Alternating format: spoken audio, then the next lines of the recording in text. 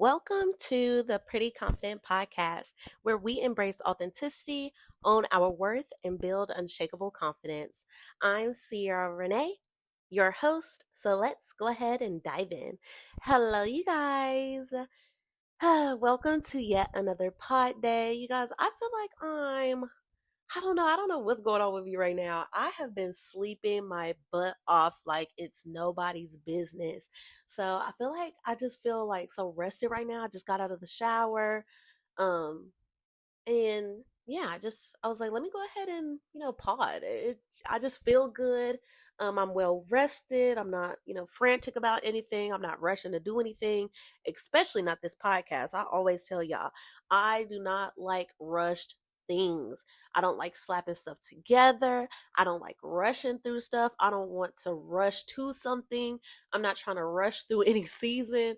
I am going with the flow, but I'm also being intentional. You guys, let me go ahead and tell y'all about some stuff that has been going on lately. I know I recently told you guys in the past couple episodes, I know in January at least, that I applied for one position that I wasn't really passionate about. So I just want this message to get through to somebody, one person, if none.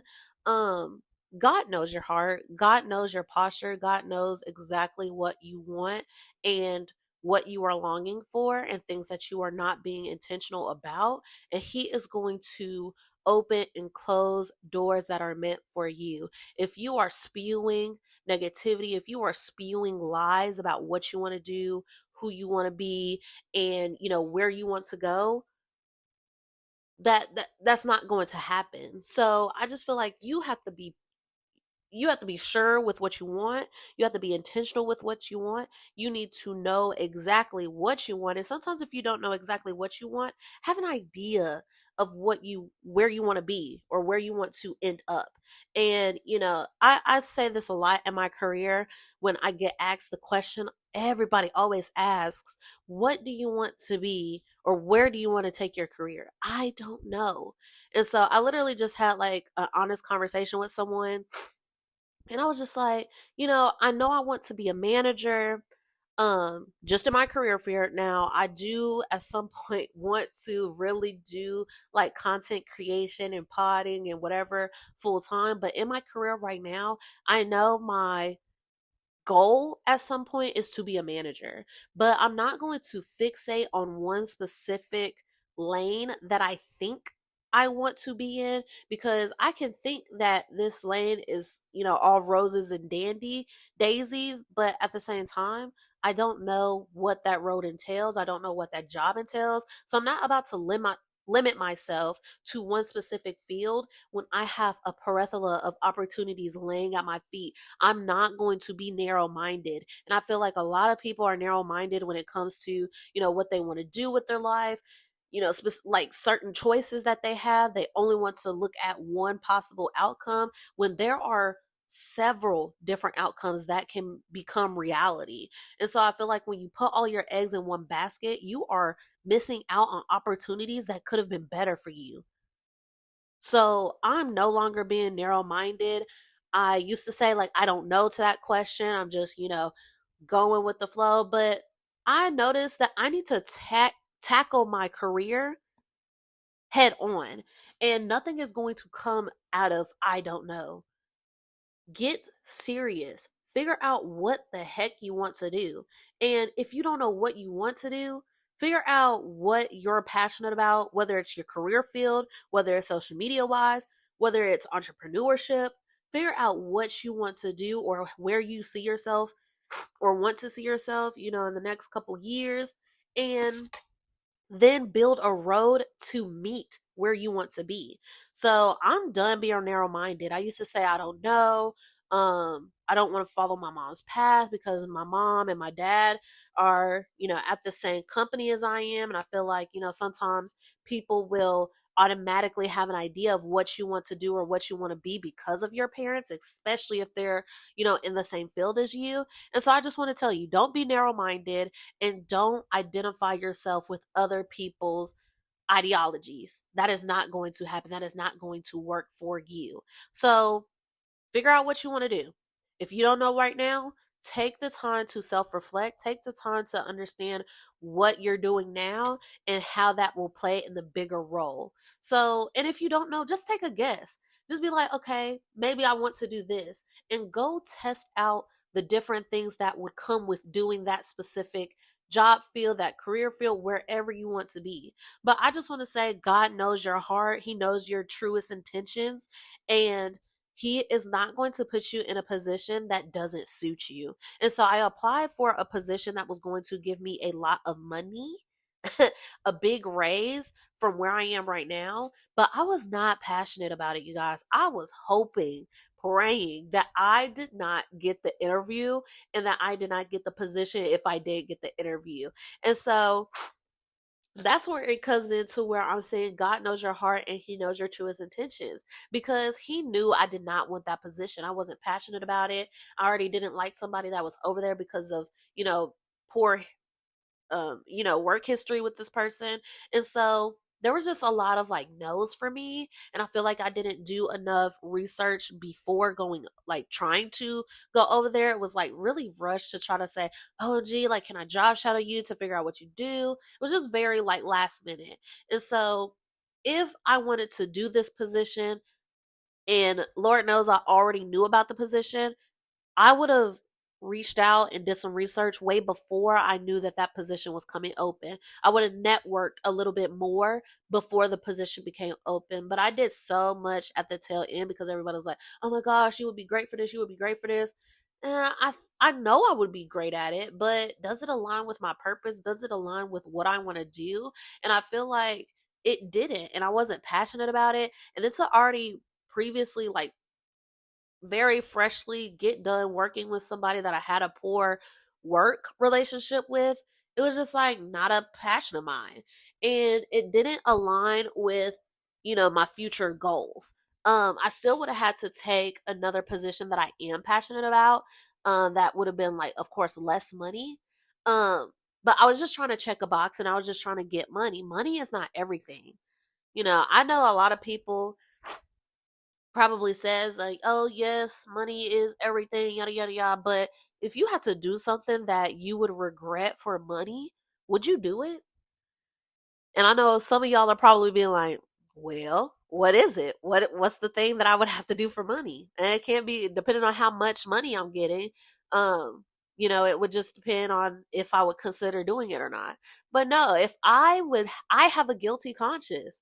So if I end up doing something that I know I'm going to regret just for the money, that is going to stick with me. So no, I did not want that position. The money would have been amazing. It would have been a $20,000 increase in what I already make.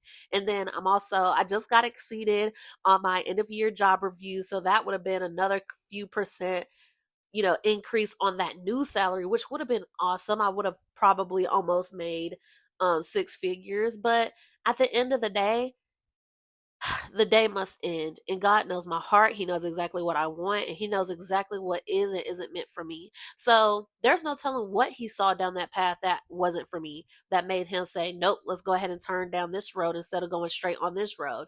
Right. So I'm so focused on the dollar sign. I'm doing whatever to get to that dollar sign, but there's so many things that I'm going to go through just to get that money.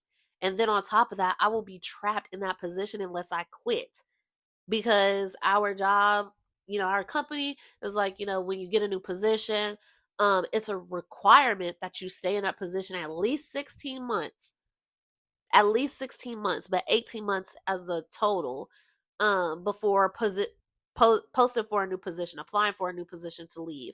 So there's no telling what trials and tribulations I would have went through just for the dollar amount that he saw that I could not. And so I just want to thank him for seeing that ahead of time for me and deciding to, you know, prevent me from going through that, like save me from going through that, shielding me from going through that. And so he always has a plan. His plan is greater than whatever we think is going on. And so I'm very passionate about this new position that I applied for. It's something that I actually want to do. I've been passionate about it for a couple years now, and the opportunity has risen. Arise? risen, whatever you want to say. But opportunity has arisen. So I am trying to take the bull by his horn. I already have done more than enough research on this position, and I've talked to a multitude of people and the manager that I would be reporting to. And so I feel like I said, if it's not rushed, that is the road for me. If it's rushed, if everything is fast tracked because I'm just trying to get something out of it, it's not for me. It is not for me. And that is perfectly fine. So I did talk to the manager. She seems really dope, really cool. And so if I do get the opportunity to work for her, I just know I feel like our personalities are good just by like how, I talked, how she talked. And so we both understand. I'm not with all the theatrics. I could tell like she was like fishing for words and how she was trying to convey certain messages to me. And she was like, okay, I'm just going to be straightforward with you. I said, girl, please do. I do not have time for the theatrics. That is something that I hate about management, and some of the things that I've hated about my previous roles is that managers try to sugarcoat stuff. Just tell me the real. You can be real with somebody without being rude. Let me say that again. You can be real with somebody without being rude. And I'll give you an example. There was this one time that I was out to dinner with my best friend and her friends, the very first time I met them. And this girl was just really rude to a waiter. And I hate being in in a circle or situation or an environment where there's hostility for no reason. This girl was just doing her job, and my best friend's friend was very rude to the waiter. And so me and my friend was like, or we have a mutual friend that we work with, and we were like, looking at each other, it was like, what the heck is going on? And then she gonna turn around to us and say, yeah, sorry, I'm just very blunt.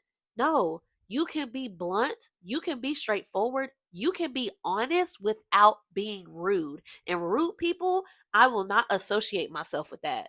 So I just tell her, please be upfront and honest with me. I am not somebody that, my feelings, I will say at one point in time, my feelings did get hurt very easily. But now at a work level, I try to take nothing personal. Like there are some people that work with a customer that I work with, and they come to me crying because of how he talks to them. And I'm like, yeah, he does sometimes talk to me like that, but I don't accept it. One, I don't take it personal. So if your words cannot hurt me, the only thing that it can do is make you upset because it's not hurting me. And two, I have self control. I have emotional intelligence. So if I have emotional intelligence and self control to not talk to somebody like that, I can also have the self intelligence and emotional control. Emotional intelligence is self control, works hand in hand, regardless of how you put it. I can have both of those and not letting your words offend me in any type of way. So things that other people do, things that other people say, I do not take I don't take personal unless you know me personally and you make a personal attack on me and who I am as a person and my character, then things can get, hectic. But I do not allow my true self at work. I do not allow that to come through. There are bits and pieces of me that I will show to other people, but if you don't know who I am personally, what you do and what you say cannot hurt me. So I don't let the words that this customer says hurt me, and I handle him accordingly. And he does not talk to me any kind of way. He may talk to these other people because you get intimidated, flustered, and don't know how to control yourself because you let this person's words attack you. It I don't have that. So I told her, I'm okay. Say what you have to say. If I don't get the interview, if I don't get the position, I am going to be okay, because I feel like she was trying to like dance around the fact that like, hey, like even though I have this one position open right now, I have two more. I don't like interviewing people. So, from this first group of candidates, I'm going to just probably pull two other people from that group of candidates that I like for these other new two positions. I told her, girl, thank you for being honest with me, because now I know what to do with that information. And I told her that. I said, I don't like when people, managers especially, like tiptoe around me, because at that point, I don't know what you're trying to get at. I cannot read your mind. So if you don't say specifically what you are trying to say, then guess what? I'm not going to fully interpret what you were meaning. I cannot figure out between the lines what you were actually trying to say. I can assume what you were trying to say if you don't flat out tell me, but I like it when people are honest and transparent with me, because now I can take that information and do with it what I will. Okay, if I don't get this if I don't get this, first posting, don't worry about it. I'm just going to post somewhere else.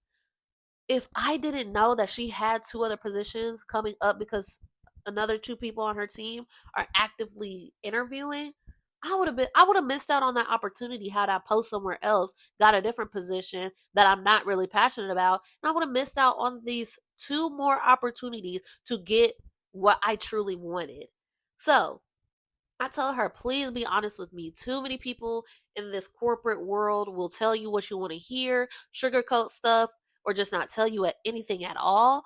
And I appreciate the honesty and transparency more than somebody that's trying to consider my feelings. Yes, still treat me like a human, still talk to me like a human, but be honest. You don't have to be rude by being honest. And I feel like, I don't know if I said this, but she's a black woman and she's a manager. So I feel like most black women, they try to kind of fill out who they need to talk to realistically and who they need to, butter up. And I feel like I don't like that.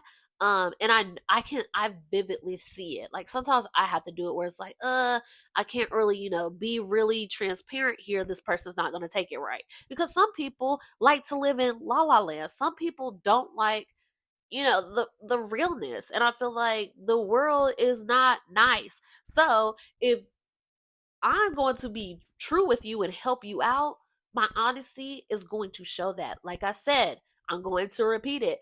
You do not have to be rude when you're being honest, when you're telling some people the truth. But I will say it depends on who you're talking to, because some people will take that honesty, that truthness that you are giving to them, that realness, and they will think that it's a weapon against them. How are you taking what I'm telling you, the truth, if I'm talking to you like a human and not being rude? How are you taking that negatively? Because it doesn't fit in the world that you have created for yourself, right? Sometimes we need that reality check. So do with it what you will. And that's what I told her. I said, some people, everybody just needs to know the truth. I said, some people will do with it what they will, and some people will take it negatively. I'm not the person that will take it negatively. If you can convey your message to me straightforward and honest and clear, I don't have to guess what you're trying to get at. So that's, God knows your heart. God knows your posture. There is no way I would have talked to her had I applied for that old position like I already did, got the interview, which I didn't, and I was not, stressed out about it or, upset that I didn't get it. I was more stressed out that I was going to get the interview. And if I did get the interview, I was then going to be stressed out if I got the position. So I didn't get the interview. I didn't get the position. I'm perfectly fine with that. But God knows my heart. So I didn't need to worry about it anyway. And so told myself, I talked to myself, I reminded myself, God will place this in my lap. It is, if it's for me. Stop forcing things to be for you. Stop. Just stop. He is going to put things in your lap. He is going to present things with a bow on top. If it is for you, what is for you will be yours. You will not have to chase it down. You will not have to track it down. You do not have to race for it.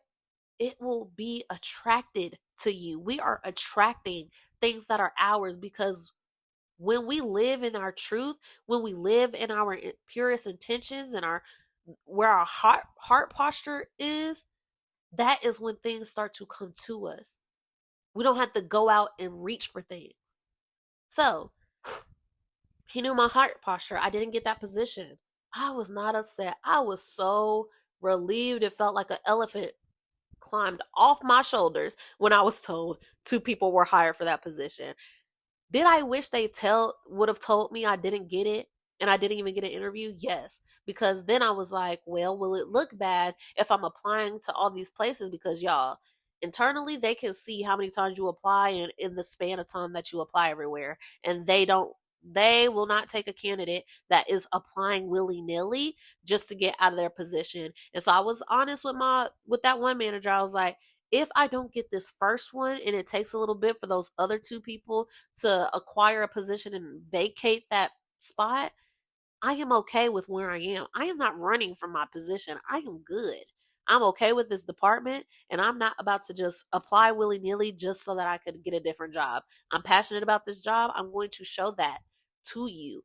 So that's what I wanted to say. God knows your posture. God knows your posture. He knows your truest intentions.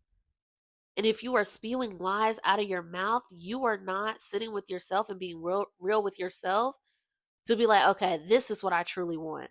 This is where I truly want to be. Does that live up to my parents' ideals? No, that's fine. This is my journey. That is perfectly fine. And so I don't want us to get stuck in this rabbit hole where it's like, oh, I'm trying to live for somebody else. So I'm trying to give off the perfect answers to satisfy these people rather than satisfying myself. These people are not living with your consequences. These people are not living with the actions that you choose to take.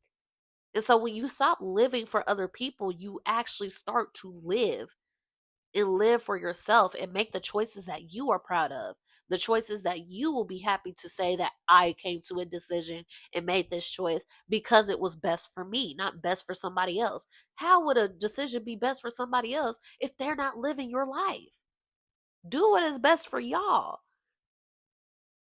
I'm done. I'm not I have always been like, I'm not, going into certain fields just because of my mom. Now there has been a time where I was like, I'm avoiding this area of the business because of her.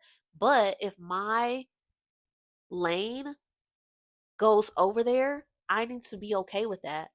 And I had to come to the conclusion that if it does go to where she had a history, it's not because I'm trying to be her or trying to live up to her expectations or try to make her happy. It's because this is what I want to do. And so when you're able to differentiate that from each other, from, oh, I'm doing this because I'm following in my mom's footsteps. I don't want to be just like her versus, oh, I want to do this. It just how happens to coincide with how she made her career and where she ended up.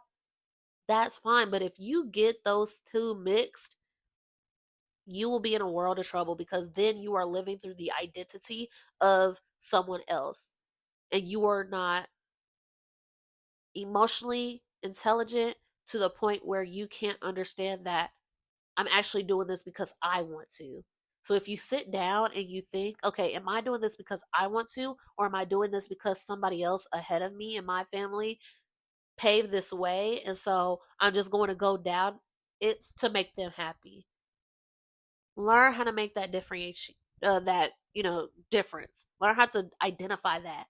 And so if both things are true, that's perfectly fine.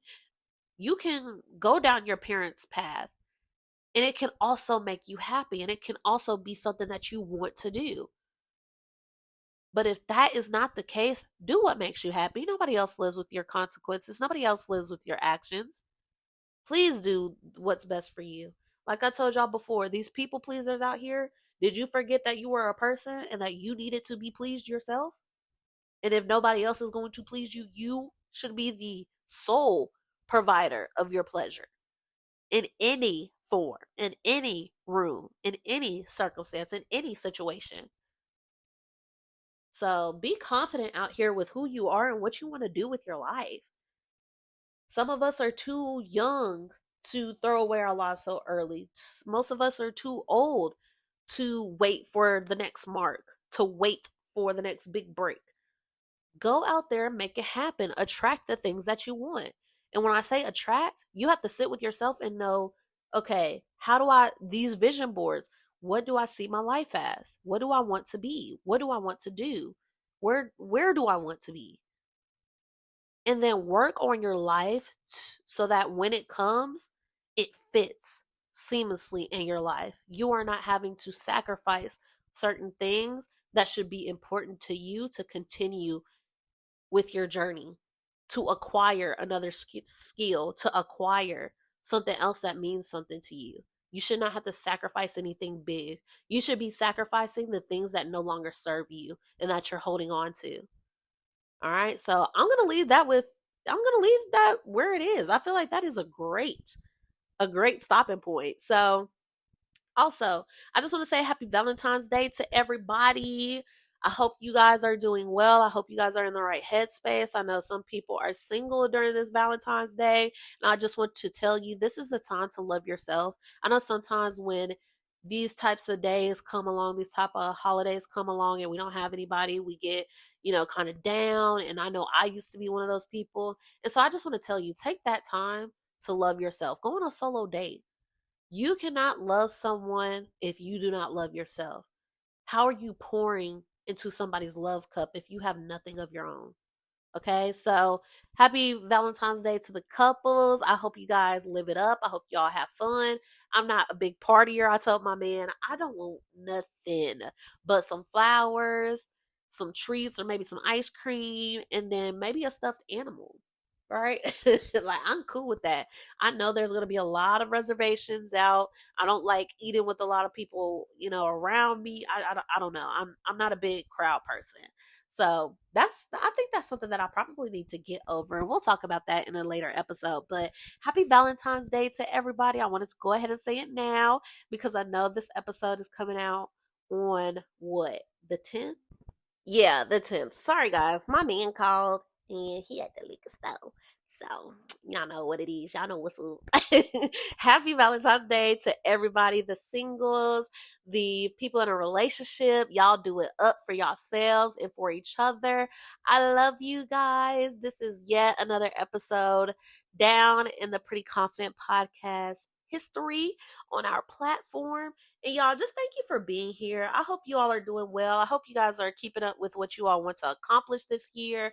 I hope that if you accomplish nothing, I hope you are focusing on your mental, physical, and emotional well-being, because that is the utmost importance in front of anything else that you can accomplish in life in a day-to-day basis. And remember, healing and being happy is a journey. It's not a destination. You are not going to get there and just always be healthy, always be healed, always be happy. That is not the case. So it is okay if it's up and down. It is okay if it's not how you're wanting it to go at a particular moment. Just know it's a journey. You are not going to always be unhealthy. You are not going to always be upset or mad or sad at the world. You are not always going to be negatively thinking about things. I don't want to put depression on anybody, but you are not always going to be depressed. Okay? So it's a journey. You are not always going to be unhealed. You are going to figure it out. And I am here with you all on this journey, but my man is going to be home in not too long. So let me go ahead and close this out. Y'all, I'm so proud of y'all. There are some people that I actually follow that listen to my podcast, and I see y'all, okay? So don't forget, go subscribe to my YouTube.